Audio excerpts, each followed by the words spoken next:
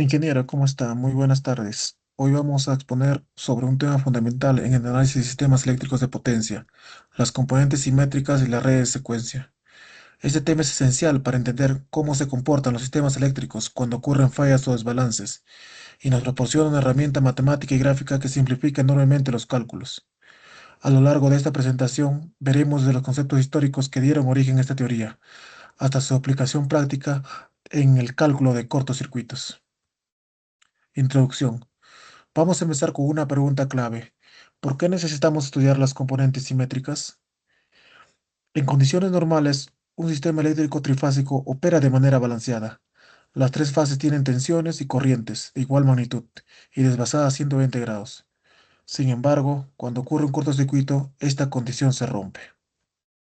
¿Qué problemas genera esto? Primero, los cálculos se vuelven extremadamente complicados porque no podemos usar las técnicas simplificadas que funcionan para sistemas balanceados. Segundo, las simulaciones del comportamiento del sistema se dificultan. Y tercero, el diseño de protecciones requiere conocer con precisión las corrientes de falla. Antes de 1918 no existía una herramienta analítica eficiente para abordar estos problemas. Los ingenieros tenían que resolver sistemas de ecuaciones complejos para cada caso particular. Pero todo cambió con el trabajo del ingeniero Charles Fortescue, como veremos a continuación. Para entender el origen de esta teoría, tenemos que remontarnos a 1985. En esa época, los ingenieros estaban investigando el comportamiento de los motores monofásicos. Hicieron un descubrimiento fascinante. El campo magnético estacionario pulsatorio que genera un motor monofásico puede descomponerse en dos campos giratorios que rotan en direcciones opuestas. ¿Por qué es esto importante? Porque un motor monofásico, dependiendo del impulso que reciba al arrancar, puede girar hacia la izquierda o la derecha. El rotor se amarra a uno de esos dos campos rotativos y esto determina el sistema de giro. Esta idea de descomponer un fenómeno complejo en componentes más simples fue el germen de lo que luego se convertiría en teoría de componentes simétricas. La idea de Leblanc, 1915. En 1915, el inventor Leblanc dio un paso más adelante. Leblanc propuso que las corrientes trifásicas desequilibradas podrían descomponerse en tres grupos, que serían producidos por tres tipos de campos magnéticos. El primer grupo produce un campo magnético que gira en una dirección y el segundo grupo produce un campo magnético que gira en dirección opuesta. Y el tercer grupo produce un campo magnético estático, pulsatorio. Esta propuesta fue revolucionaria porque sugería que cualquier sistema desequilibrado podría ser visto como la superposición de tres sistemas más simples. El teorema de Fortescue, 1918. Fortescue logró formular una herramienta analítica muy poderosa. Propuso de manera gráfica y matemática que cualquiera del sistema de n fases desequilibradas puede descomponerse en sus respectivas componentes simétricas equilibradas. ¿Qué significa esto? Bueno, que podemos tomar un sistema trifásico completamente desbalanceado y descomponerlo en tres simples sistemas balanceados que, sumados, reconstruyen el sistema original. Esta herramienta se convirtió rápidamente en el estándar mundial para el análisis de fallas en sistemas eléctricos. Teorema de Fortescue, formulación. Ahora vamos a ver cómo se formula específicamente este teorema.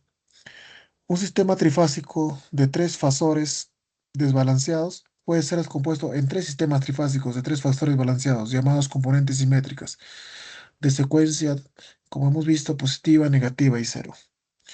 Aunque la formulación de Fortescue es válida para cualquier sistema de n fases, nosotros nos enfocaremos en sistemas trifásicos porque son los más utilizados en todo el mundo.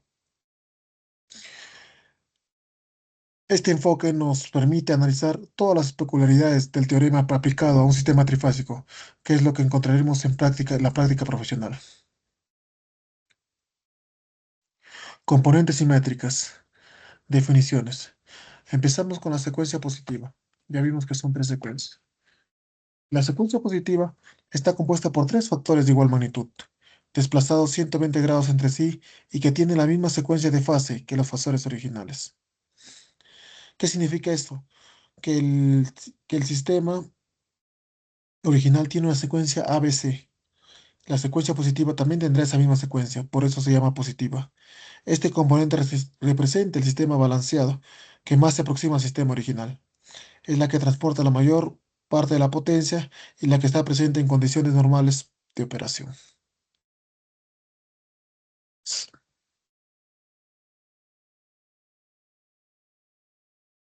Secuencia negativa. Eh, la segunda componente es la secuencia negativa, ¿no? Al igual que la positiva, está compuesta por tres fasores de igual magnitud y desplazados 120 grados entre sí. Sin embargo, aquí la secuencia de fase es opuesta a la de los fasores originales. Es decir, si el sistema original tiene secuencia ABC, la secuencia negativa tendrá ACB. Por eso se llama negativa. Esta componente aparece cuando hay desbalances en el sistema, como en fallas asimétricas o cargas desbalanceadas. Generalmente es de menor magnitud que la positiva, pero su presencia indica problemas en el sistema. Es importante destacar que en elementos estáticos como líneas de transmisión, las impedancias de secuencia positiva y negativa son iguales. Ahora vamos con la secuencia cero. La tercera componente de la secuencia cero. Esta es quizá la más particular de las tres. Está compuesta por tres fasores de igual magnitud y con desplazamiento de fase cero entre ellos. Es decir, los tres fasores están en fase. Esta componente solo existe cuando la suma de los fasores de las tres fases no es cero. En un sistema balanceado, la suma de las tensiones o corrientes es cero, por lo que no hay componente de secuencia cero. La secuencia cero está asociada con corrientes que circulan por el neutro, por tierra. Por eso, en sistemas sin conexión a tierra, esta componente es nula. Es fundamental para el análisis de fallos a tierra, como veremos más adelante. Representación fasorial. Mm, Ahora veremos gráficamente cómo funciona esta descomposición. En la figura podemos observar que el sistema original representado por los factores B sub A, B sub B y B sub T se descompone en tres conjuntos de fasores balanceados. Cada conjunto construye a una de las componentes simétricas. La suma vectorial de los tres conjuntos reconstruye exactamente el sistema original. Esta representación gráfica ayuda a visualizar cómo un sistema aparentemente caótico y desbalanceado puede ser entendido como la superposición de tres factores de tres sistemas perfectamente balanceados. Es como si tuviéramos tres capas superpuestas que, al combinarse, forman la imagen completa. Cada capa tiene sus propias características y comportamientos. El modelo matemático, ahora las ecuaciones fundamentales. Las ecuaciones fundamentales que se relacionan los voltajes en componentes de fases ABC con las componentes simétricas son estas, ¿no? Para el voltaje, V sub A es la V sub A sub 0, que es la componente cero, V sub A1, que es la positiva, y V sub A2, que es la negativa. Al igual con V sub B y V sub C. Ahora, las ecuaciones de corriente. La, la intensidad sub A es igual a la intensidad sub A en la fase cero, más la intensidad sub A en la fase positiva y la intensidad sub A en la fase negativa. De igual manera, en la intensidad sub B y la intensidad sub C. El operador A. El operador A es un número complejo que representa una rotación de 120 grados en el plano complejo. Su valor es, ahí como la A es igual a 1 con ángulo 120 grados y en la zona compleja menos un medio más J raíz de 3 entre 2. Este operador tiene propiedades muy útiles. Como ven, volvemos a cuadrada es 1 con ángulo 240 grados con rotación en una rotación de 240 grados, ¿no? A cubo es igual a 1. Tres rotaciones de 120 grados nos devuelven el punto original de partida, el punto de partida. Y 1 más A cuadrado es igual a 0, que es la suma de las tres raíces cúbicas de la unidad, es 0. Gracias a este operador podemos expresar los voltajes y corrientes de las fases B y C en función de la fase A, simplificando enormemente los cálculos, ¿no? La relación ahora B sub B, B sub C en función de B sub A. Veamos cómo se aplica la operadora en cada secuencia. Para la secuencia positiva, los fasores se desplazan en el mismo orden que el sistema original, como vemos ahí a continuación. Para la secuencia negativa, el desplazamiento es inverso. Y para la secuencia cero, Los tres factores están en fase. Ahí vemos a continuación. B sub B en frecuencia cero es igual a B sub B en frecuencia cero, igualmente B sub C, ¿no? Ahora, la matriz de transformación. Ahí vamos a organizar todo esto en forma matricial, ¿no? Los voltajes en componentes de fase pueden expresarse como el producto de una matriz A por los voltajes en componentes simétricas. La matriz A, como vemos en la diapositiva, es sub A, sub B, C, 1, 1, 1 a cuadrado A, 1 a cuadrado. Esta matriz nos permite pasar de componentes simétricas a componentes de fase. Es decir, si conocemos B sub A sub 0, B sub A sub 1 y B sub A sub 2, podemos calcular B sub A, B sub B y B sub C. Pero también necesitamos el camino inverso, pasar de componentes de fase a componentes simétricas. Para eso necesitamos la matriz inversa. Como vemos acá, la matriz inversa es igual a un tercio de 1, 1, 1 a cuadrado, 1 a cuadrado a. Observen que esta matriz es simplemente un tercio por la transpuesta conjugada de A, lo que se denota como un tercio A asterisco, que estamos viendo ahí en la diapositiva. Esta matriz inversa nos permite calcular los componentes simétricas a partir de los valores de fase, como vemos ahí. B sub A en fase cero, B sub A en fase uno, B sub A en fase 2. La inversa, B sub A, B sub B, B sub C. Cálculo de la componente de secuencia cero. De la matriz inversa podemos extraer una fórmula muy importante. La componente de secuencia cero es simplemente B sub A sub 0 es igual a B sub un tercio de B sub A más B sub B más B sub C. Es decir, es el promedio de las tres tensiones de fase, ¿no? Esta fórmula nos dice algo muy importante. Es un sistema balanceado. Por eso B sub A más B sub B más B sub C es igual a cero. Por tanto, B sub A en fase cero es igual a cero.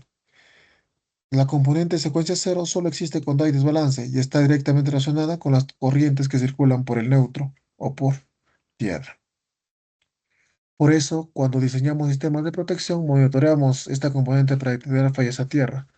Por ejemplo, una componente de la secuencia cero indica que algo no está bien, ¿no? En el sistema. Transformación de corrientes. El mismo tratamiento que aplicamos a los voltajes lo aplicamos a las corrientes. Las corrientes de fase también se pueden obtener a partir de las corrientes de secuencia, mediante la matriz A, como vemos a continuación. I sub A, I sub B, I sub C es igual a A por I sub A en fase cero, I sub A fase positiva y I sub A fase negativa. Desarrollando, nos salen las siguientes fórmulas. I sub A es igual a I sub A es 0, I sub A sub 1, I sub A sub 2. Y así relativamente, ¿no? Donde podemos interpretar que la corriente de fase A es igual a la corriente, a las tres componentes simétricas, ¿no? A la suma de las tres condiciones. Todas las componentes se refieren a la fase A, por ejemplo. Muy bien. Corriente de neutro. La relación de mm,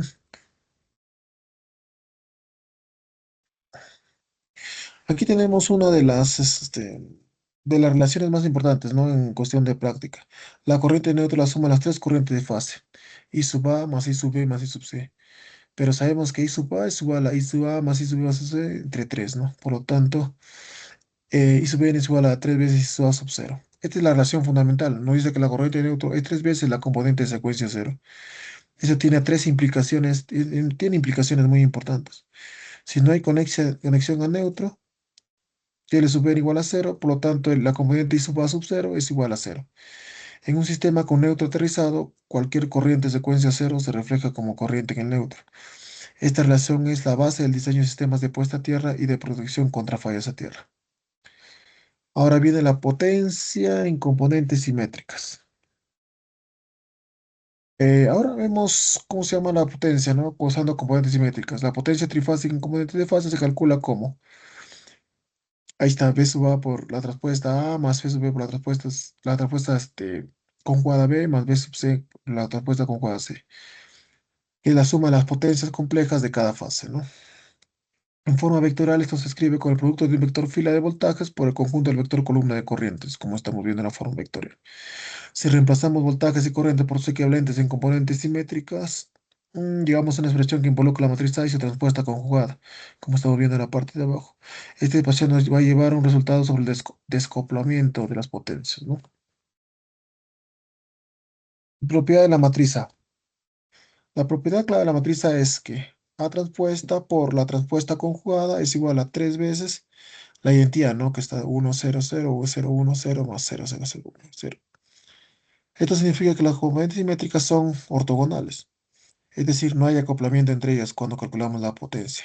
El resultado, vemos el resultado final, que es 3 veces el voltaje cero por I sub 0 asterisco, que es la transpuesta conjugada, más 3 veces lo mismo con la serie positiva y más 3 veces con la serie negativa. No, ya. Donde la potencia total es la suma de la potencia de secuencia positiva, negativa y cero. Cada secuencia constituye la potencia total de manera independiente. Esto es muy importante porque significa que podemos analizar cada secuencia por separado, ¿no? Y luego sumar sus contribuciones para obtener el resultado total. Muy bien, ahora sí vamos por la potencia por unidad. Cuando trabajamos con sistema de potencia por unidad, la expresión se simplifica aún más, ¿no? Porque es una ayuda para realizar nuestros cálculos. En sistemas por unidad utilizamos una base trifásica de voltamperios, lo que hace que el factor 3 desaparezca. La potencia entonces se calcula como, ahí está la formulita, nuestra potencia. Esta simplificación es una de las razones por la que el sistema por unidad es tan popular en los sistemas eléctricos, ¿no? Que es igual a lo que hemos visto anterior, el voltaje en la sección A, la red cero, por la intensidad transpuesta conjugada en la sección A, en la sección cero, y así sumamos con la sección positiva y con la sección negativa. Además, trabajar en por unidad tiene otras ventajas. Bueno, las ventajas son las impedancias transformadas se referencian automáticamente, los valores son comparables entre diferentes niveles de tensión y los cálculos se vuelven más intuitivos, ¿no? Modelos de elementos para secuencias. Para poder aplicar el método necesitamos representar cada elemento del sistema en las tres secuencias. La tabla muestra cómo se representan, ¿no?, los principales elementos del sistema eléctrico de potencia. Los generadores tienen una reactancia diferente para cada secuencia. La secuencia positiva usa X sub d, por ejemplo, la secuencia negativa usa X sub 2 y la secuencia cero utiliza X sub c, que depende del devanado, ¿no? En la línea de transmisión, la secuencia positiva y negativa tienen la misma impedancia, Z sub 1 es igual a Z sub 2. La secuencia cero tiene una impedancia mayor debido al retorno por tierra. Transformadora, la secuencia positiva y negativa tienen la misma impedancia. La secuencia cero depende de la conexión y del aterrizamiento, ¿no?, del neutro. Es importante destacar que para elementos estáticos, o sea, las líneas, los transformadores, los cables, Z sub 1 es igual a Z sub 2. Esto implica en los cálculos en muchos casos, ¿no? Simplifica, ¿no? Ahora, las impedancias en secuencia, generadores. Mm, en un generador síncrono, impedancia de secuencia positiva es la reactancia subtransitoria, ¿no? El X sub D, que es la que utiliza para calcular las corrientes de cortocircuito en los primeros ciclos. La impedancia de secuencia negativa, X sub 2, es aproximadamente el promedio de X sub D y X sub Q, ¿no? El promedio, pero en la práctica se considera aproximadamente igual a X sub D en la práctica. La impedancia de secuencia cero es la más difícil de determinar porque depende del diseño de llamado del estator, ¿no? Como hemos visto en clase también. Generalmente es menor que X sub D y puede variar entre 0,1 y 0,7 por unidad. Es importante considerar que cuando el generador tiene su neutro aterrizado a través de una impedancia Z sub n, la impedancia de secuencia ceros incluye 3 veces Z sub n. Muy bien. Ahora vienen las impedancias de secuencias en líneas. Hay uno, vamos a ver la línea de transmisión, las líneas serias y el cuadrito que nos ofrece. En línea seria, la impedancia de secuencia positiva, que es una de las que usamos como referencia, ¿no? Mm, la impedancia de secuencia negativa x sub 2 es igual a x sub 1 para líneas estáticas. Next. La impedancia de secuencia x sub 0 es mayor generalmente de 2 a 3,5, como se muestra ahí, veces x sub 1. ¿Por qué? Porque en secuencia 0 la corriente retorna por tierra y el camino de retorno tiene mayor resistencia y reactancia. Factores que afectan a ese sub 0. La resistividad del terreno, la presencia de cables de guarda y la configuración de los conductores en la torre. La relación, por ejemplo, en el abajo, R sub 0, R sub 1, que es la relación entre la resistencia de secuencia 0 y la resistencia de secuencia positiva R1 de una línea de transmisión o cable, también es mayor a 1. ¿Debido a qué? Debido al efecto piel o retorno por tierra. Estas relaciones son fundamentales para el diseño de líneas y para el cálculo de distancias de protección en relés. Ahora, impedancias en secuencias. Ahora viene transformadores. En transformadores, la secuencia cero depende críticamente de la conexión. Para todas las conexiones Z sub 1, Z sub 2, JXT, que son iguales, es decir, las impedancias de secuencia positiva y negativa son iguales para todas las conexiones. Pero para secuencia cero, el panorama cambia drásticamente, ¿no? Estrella estrella con neutro aterrizado, la secuencia cero tiene un camino completo y la impedancia es JX. Para estrella estrella sin neutro aterrizado, la secuencia cero tiene un camino completo y la impedancia es JX. Cero no tiene, perdón, no tiene camino completo, por lo que la impedancia es infinita, ¿no? No hay camino de retorno, circuito abierto. En la estrella delta, con neutro aterrizado en estrella, la secuencia cero tiene un camino en estrella y circula en el triángulo. Para delta delta no hay camino para secuencia cero en ninguno de los lados y para estrella zigzag tiene una impedancia homopolar muy baja, lo que la hace ideal para sistemas que requieren un buen aterrizamiento. Esta dependencia de la conexión es crucial para el diseño de sistemas de puesta a tierra.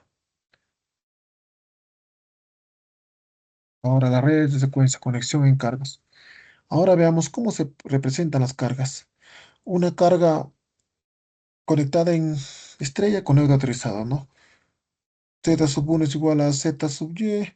Por secuencia positiva, la impedancia de secuencia positiva es igual a la impedancia de secuencia en estrella. Igual para la secuencia negativa, igual para la secuencia cero.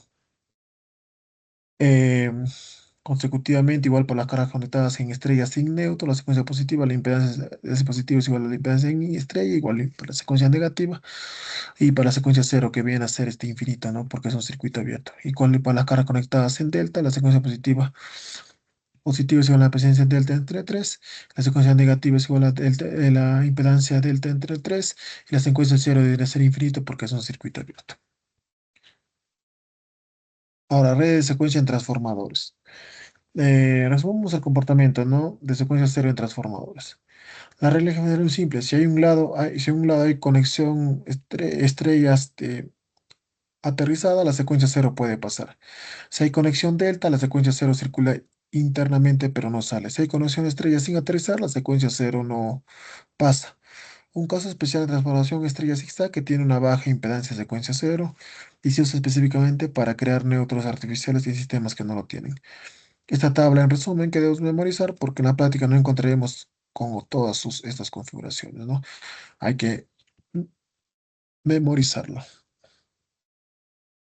Ahora, red de secuencia, diagramas. Ahora introducimos el concepto de red de secuencia. Una red de secuencia es un circuito equivalente ficticio que representa el comportamiento del sistema para una secuencia particular.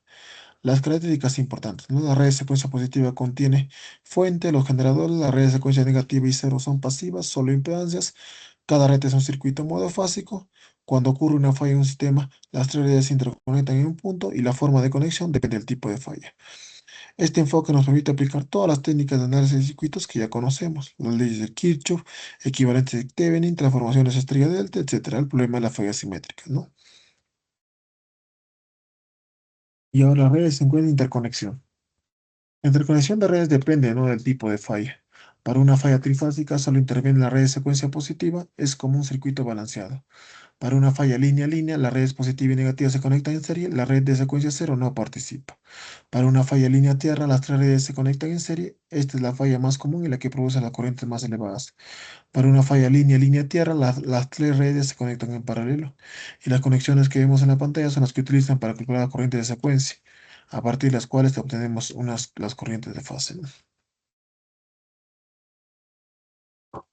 Siguiente ejemplo. Bueno, aquí hemos puesto un problema práctico. Para entender mejor la aplicación, vamos a resolver un problema práctico, ¿no? Tenemos un sistema de potencia típico representado en la figura 6 del material. Se nos proporciona todas las impedancias por unidad. El objetivo es doble: dibujar los diagramas de la red de secuencia positiva, negativa y cero, y encontrar los equivalentes Thevenin de carga de la barra 4, que es donde ocurre la falla. Este tipo de problemas que encontraremos en la práctica profesional, por eso es importante determinar el procedimiento, ¿no? Primero, ¿qué hacemos? El cálculo de impedancias equivalentes, ¿no? Bueno, acá comenzamos con el cálculo de impedancia equivalente de secuencia positiva. Lo primero que hacemos es identificar todas las combinaciones serie y paralela en la red. Vamos simplificando paso a paso. El numerador de la expresión tenemos J0.3 por el conjunto de impedancias que están en serie y paralelo. En el denominador tenemos la suma de J0.3 con el mismo conjunto. Operando llegamos a Z1, que viene a ser ese resultado J 0.1925 por unidad, ¿no? Este proceso de reducción es similar a lo que haríamos en cualquier circuito eléctrico, pero aplicado a la red de secuencia por separado. Cálculo del Z sub 2 y Z sub 0. Continuamos con la secuencia negativa y la secuencia cero. Por la secuencia negativa el proceso es similar. Aplicamos esta nuestra formulita y sale J 0.3 PU. Obtenemos que Z sub 1 y Z sub 2 son diferentes en este caso. ¿Y por qué se da eso, no? Porque el sistema no es perfectamente simétrico. Esto puede deberse a la configuración de los transformadores a las impedancias generadores. Este valor es menor que Z sub 1 y Z sub 2, lo que indica que el sistema tiene un buen aterrizamiento, permitiendo que la corriente secuencia cero circulen fácilmente. Interpretación de resultados. Ahora interpretaremos lo que hemos obtenido. Tenemos tres impedancias equivalentes de Thevenin, Z sub 1, Z sub 2 y Z sub 3.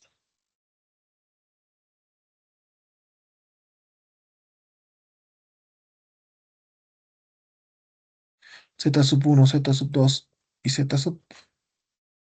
Tenemos tres impedancias no equivalentes de Thevenin, Z sub 1, Z sub 2 y Z sub 0, que viene a ser J 0.1925 por unidad, J 0.3 por unidad y J 0.1 por unidad. La diferencia entre Z sub 1 y Z sub 2 indica que el sistema tiene cierta simetría. En sistemas perfectamente simétricos, Z sub 1 es igual a Z sub 2, ¿no? El hecho de que Z sub 0 sea menor que las otras nos dice que el sistema está bien aterrizado. Esto es bueno porque permite que la corriente de falla tierra tenga un camino de retorno de baja impedancia. Estos valores son la base para calcular las corrientes de cortocircuito usando las ecuaciones de interconexión que vimos antes. Ahora, las aplicaciones prácticas.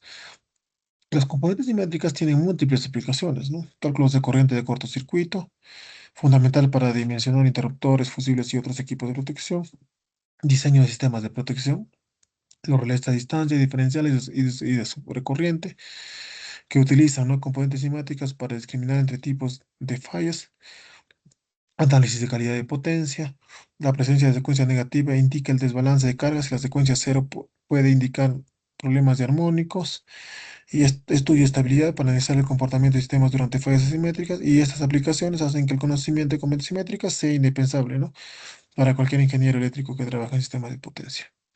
Ventajas del método. Bueno, del método, ¿no?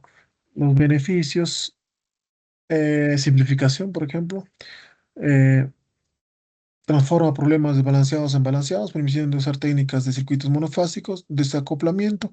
Las tres secuencias son independientes, lo que facilita el análisis y los cálculos. Generalidad, aplicable a cualquier sistema de n fases y a cualquier tipo de desbalance. Visualización, los diagramas de redes de secuencias son claros, simétricos y sistemáticos, perdón. Y estandarización es el método aceptado internacionalmente para el análisis de fallas.